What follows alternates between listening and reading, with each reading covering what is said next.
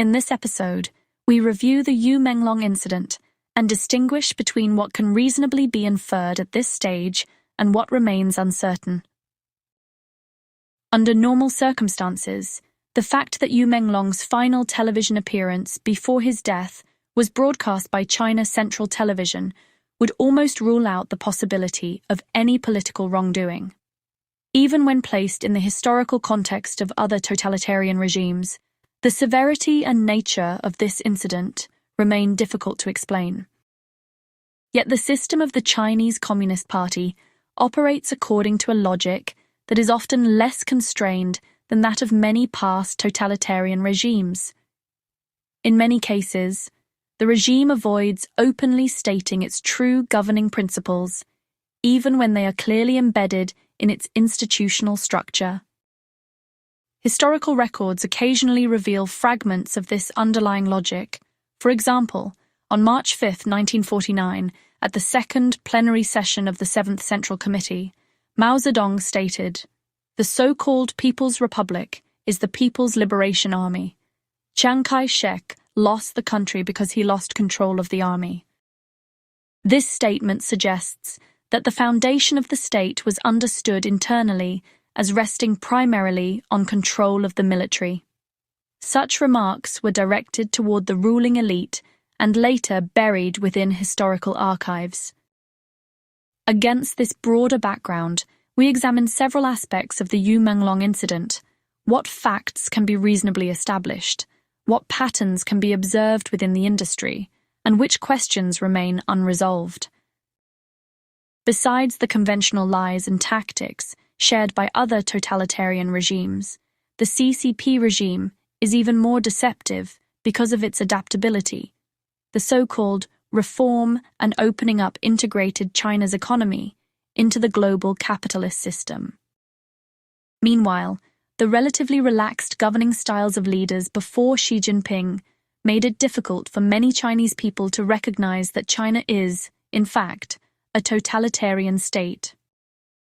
This misunderstanding was further reinforced by the depoliticization of education and the cultural industries after the Tiananmen Square protests and massacre. As a result, most people gradually came to assume that China was a normal country.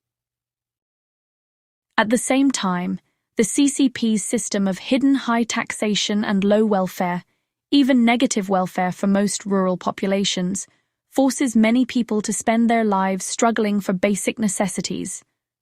As a result, they have little time or energy to think about abstract questions, such as political institutions.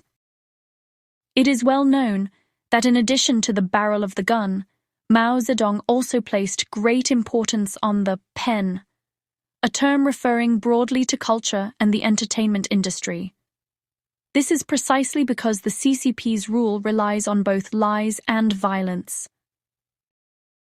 At least since Xi Jinping's second term, the output of China's cultural and entertainment industries has been directed almost entirely towards serving the regime's ideology. However, the Yu Menglong case raises a disturbing possibility. The ideology the CCP truly desires may not be the same as what it publicly proclaims. On the surface, Yu Menglong appeared almost perfect in terms of official ideology. He donated to numerous state-affiliated charities, such as the Chinese Red Cross and Project Hope, supporting disaster relief and education programs for rural children. Beyond his personal involvement, he also publicized patriotic acts through state television galas and other programs. He even modeled for posters commemorating national anniversaries of the CCP revolution. Yet despite all this, he still failed to meet the regime's actual demands. For that reason, the regime may have felt the need to punish him as a warning to others, to instill fear and self-discipline, thereby reducing the cost of controlling the entertainment industry. What exactly the regime wants, and why such an extreme demonstration was deemed necessary, we still do not fully understand. But after half a year, the theory that this was merely a crime committed by some spoiled third-generation red elites protected under the umbrella of their parents or grandparents, can no longer hold. First, this was clearly an act of the state, not the action of a company or private individuals. Several facts point in that direction. 7 police vehicles were present at the scene, yet none of them intervened to stop the violence. Afterward, posts about the incident were deleted across the entire internet. The police issued misleading statements and intimidated the public. Yu's family was placed under control. Later, misleading occult-style narratives were circulated through official channels and media outlets. Taken together, these actions indicate a coordinated and systematic operation. For that reason, no matter how many letters people write, petitions they file, complaints they submit, or investigations they demand, no result will ever come. Realistically speaking, an independent investigation will only become possible after the CCP regime itself collapses. There is a historical parallel here. Civilians who were shot while attempting to cross the Berlin Wall were not given justice at the time. The East German border guards who fired on them were prosecuted only after the fall of East Germany. Like the executors in this case, those guards did not necessarily believe they were committing evil. They believed they were simply carrying out orders. This is precisely what Hannah Arendt described as the banality of evil. When institutions legitimize violence, individuals gradually lose their moral judgment through habitual obedience. Second, if the leaked list of 17 people is credible, meaning that Cai Yijie was present at the scene, then Kai Chi may well have been the top-level coordinator behind the operation. Even if the list is not entirely reliable, his involvement would not be surprising.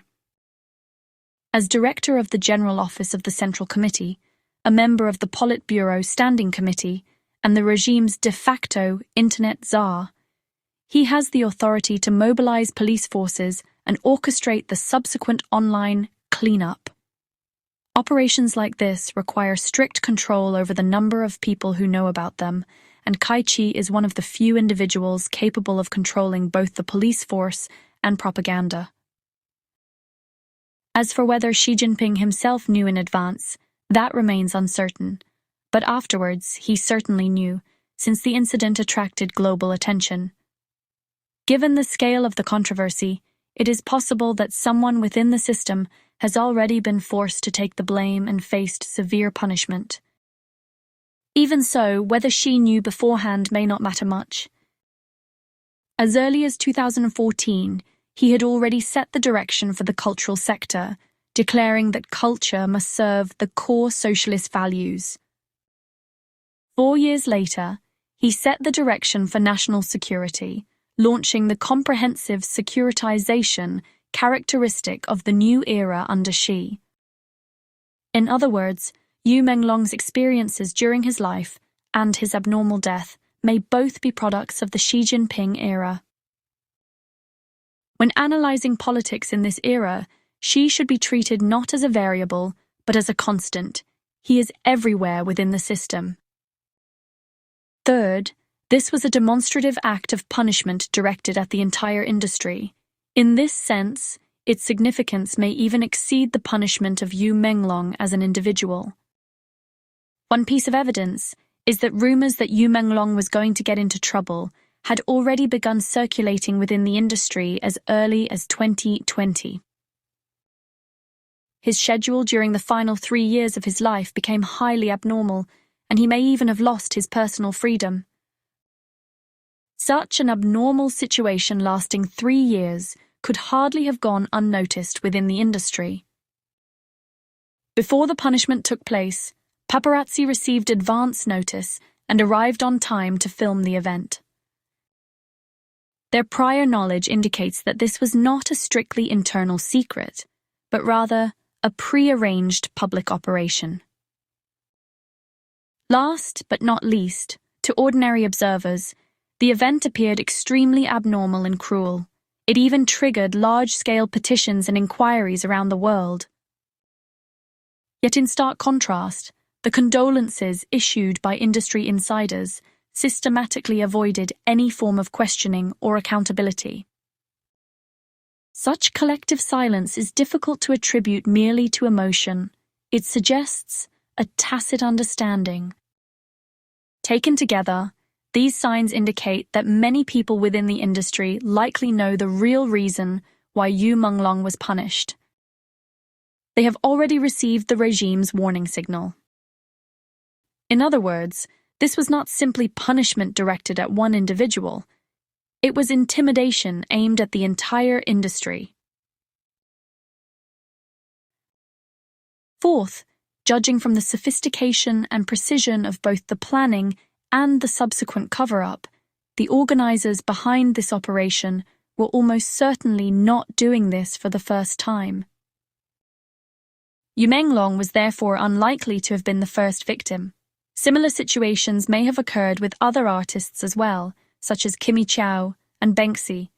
As for who might have participated in planning the Yu Menglong incident and who might have actively or passively taken part in the cover-up, we plan to analyze these questions in a dedicated future video. Fifth, the identity of Shinchi is sensitive and may involve a core political family. Sixth, there may exist systematic money laundering operations within the entertainment industry, possibly connected to regime activities. These activities may also have intensified during the era of Xi Jinping. Seventh, this incident is definitely not some form of so-called ritual sacrifice.